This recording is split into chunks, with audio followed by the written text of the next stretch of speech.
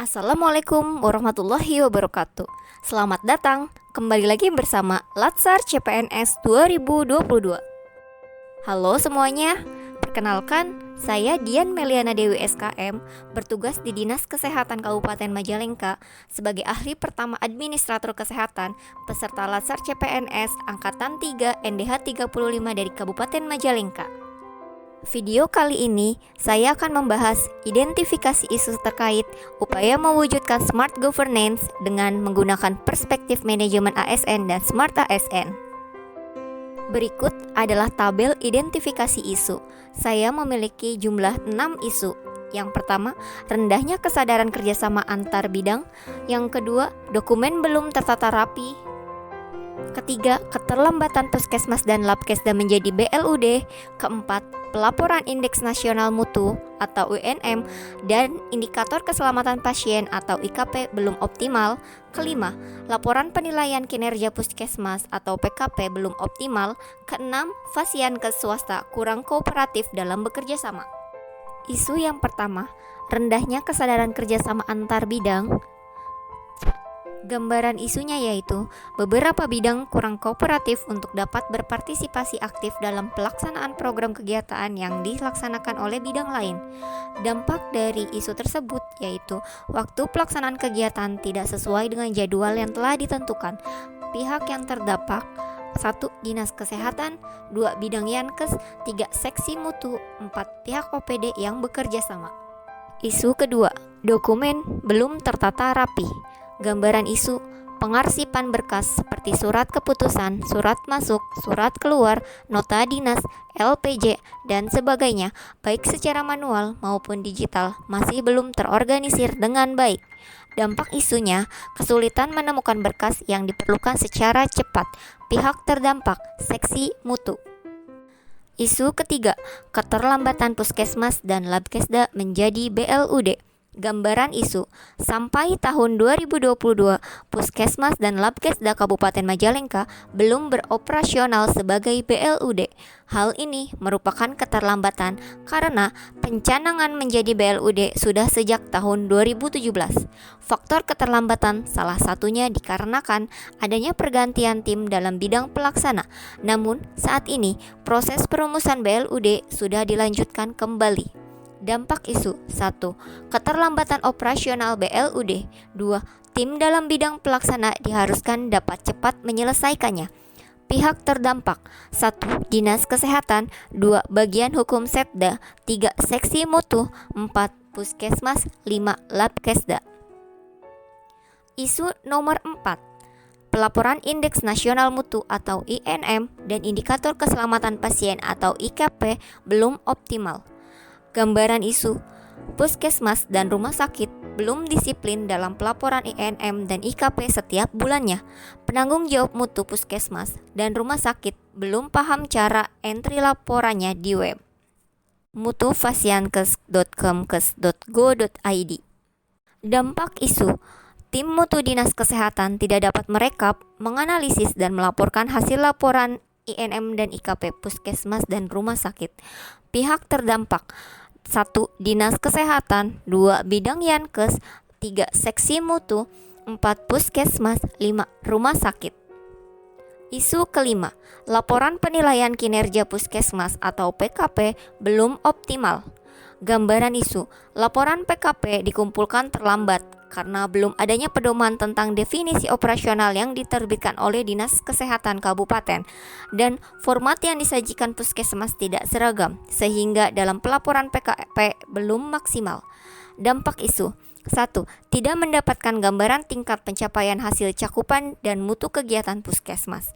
2. Tidak mendapatkan informasi analisis kerja puskesmas yang semestinya. 3. Rencana kegiatan puskesmas tahun selanjutnya tidak spesifik. Pihak terdampak: 1. Dinas Kesehatan, 2. Bidang Yankes, 3. Seksi Mutu, 4. Puskesmas. Isu ke-6, Fasiankes atau Fasilitas Pelayanan Kesehatan Swasta kurang kooperatif dalam bekerja sama.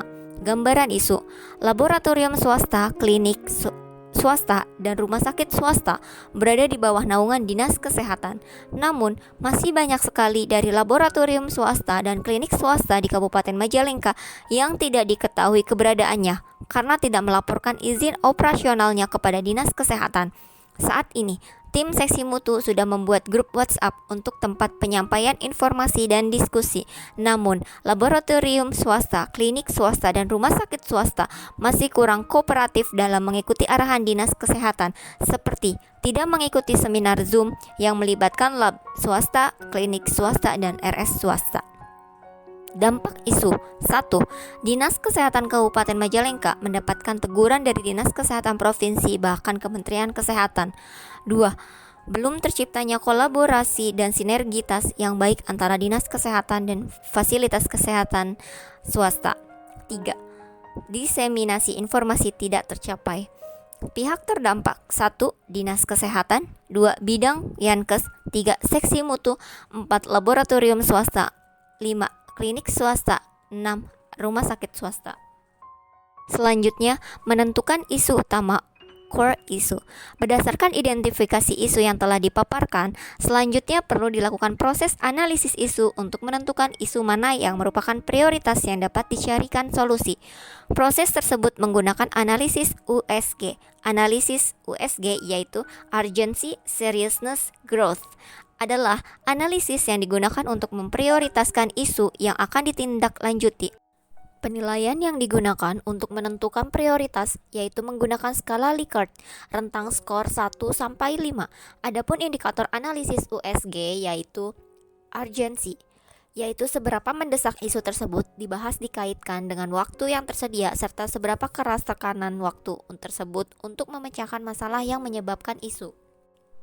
Seriousness, keseriusan, yaitu seberapa serius isu tersebut perlu dibahas dikaitkan dengan akibat yang timbul dengan penundaan pemecahan masalah yang menimbulkan isu tersebut atau akibat yang ditimbulkan masalah-masalah lain kalau masalah penyebab isu tidak dipecahkan atau bisa mengakibatkan masalah lain.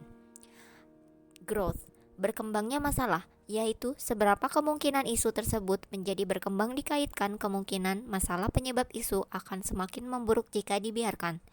Adapun bobot nilai penentuan dari 1 sampai 5 berikut keterangannya. Keterangan bobot. 1. Sangat kurang. 2. Kurang mendesak. 3. Cukup mendesak. 4.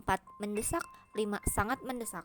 Berdasarkan hasil analisis isu menggunakan metode USG, didapatkan isu yang menjadi prioritas untuk segera diatasi adalah masalah laporan penilaian kinerja puskesmas atau PKP yang belum optimal. Isu prioritas selanjutnya dianalisis dengan pendekatan fishbone diagram untuk mendapatkan penyebab yang perlu diselesaikan. Penyebab masalah laporan penilaian kinerja puskesmas PKP belum optimal. Dari segi yaitu SDM puskesmas kurang adaptif. SDM puskesmas kurang kompeten dalam penguasaan PKP. Dari segi metode, definisi operasional belum ada. SOP belum ada, nilai dan indikator belum seragam. Dari segi material, format PKP belum seragam. Format hasil penilaian belum dipisahkan berdasarkan program. Belum adanya sistem berbasis teknologi terkait pelaporan PKP. Dari segi environment atau lingkungan, kerjasama antar bidang di Dinas Kesehatan kurang. Kolaborasi antar programmer puskesmas kurang. Dari hasil analisis fishbone menunjukkan beberapa penyebab masalah. Gagasan kreatif untuk penyelesaian masalah tersebut yaitu yang pertama, penyebab masalah SDM puskesmas kurang adaptif, solusinya yaitu meningkatkan sifat adaptif SDM puskesmas dengan memberikan motivasi dalam bertanggung jawab atas tupoksinya mengerjakan PKP.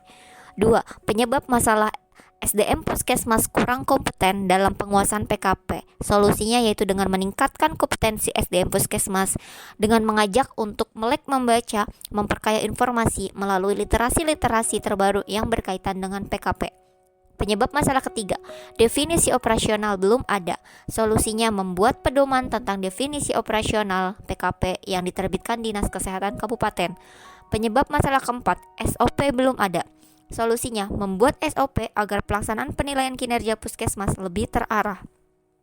Penyebab masalah kelima, nilai target dan indikator belum seragam. Solusinya, menetapkan nilai target dan indikator PKP dari masing-masing bidang di Dinas Kesehatan agar puskesmas memiliki nilai target dan indikator yang sama setiap tahunnya. Penyebab masalah keenam, format PKP belum seragam. Solusinya membuat format PKP yang sesuai. Penyebab masalah ketujuh, format hasil PKP belum dipisahkan berdasarkan program. Solusinya memisahkan hasil penilaian tiap program sebelum digabungkan menjadi hasil akhir penilaian kinerja puskesmas. Penyebab masalah ke-8, belum adanya sistem berbasis teknologi terkait pelaporan PKP. Solusinya membuat sistem aplikasi kinerja pemerintah kabupaten yang bisa bersinergi dengan sistem penilaian kinerja puskesmas. Penyebab masalah ke-9, kerjasama antar bidang Dinas Kesehatan masih kurang. Solusinya, perlu diadakan kegiatan-kegiatan ringan bersama agar chemistry antar bidang terbangun, supaya kerjasama profesional juga bisa tercapai. Penyebab masalah ke-10, kolaborasi antar programmer puskesmas masih kurang. Solusinya, puskesmas membuat kebijakan atau arahan kepada programmer agar termotivasi dalam menyelesaikan PKP ini. Dalam mengatasi masalah laporan penilaian kinerja puskesmas atau PKP yang belum optimal, bisa dilaksanakan dengan pengoptimalan laporan penilaian kinerja puskesmas dengan dibuatkannya definisi operasional, diadakannya SOP, dan diseragamkannya format PKP, sehingga memudahkan dan memaksimalkan puskesmas dalam pengerjaannya. Terima kasih, semoga bermanfaat. Wassalamualaikum warahmatullahi wabarakatuh.